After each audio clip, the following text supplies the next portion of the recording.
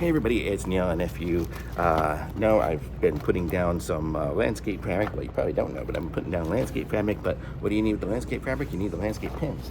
So I'm going to show you guys what these pins look like. This here's a box of 100 of them. So what you need to do is when you put the landscape fabric down so it doesn't blow away. I mean, we're going to be putting rocks on some of it, so those won't blow away, but some of the other ones that are just going to be out there until we get it going, we need to put the staples on. So this is what the staples look like. Also, they'll keep it from sliding down the hill and not.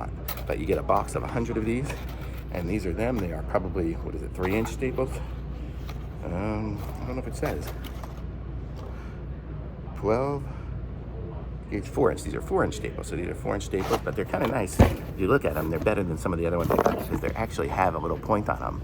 So these ones here make it easier to poke through. So if you try to use staples putting it through landscape fabric and you haven't been able to poke it through very easy, it's because you got ones that don't have the points on them. So that's why I've got them liking these ones here and got these this time here because they have the point on them. Took me a while to find some too because they don't necessarily say it, but you want to get these ones here. This is by Zevlux, and these are the landscape staples. It kind of says it over here too.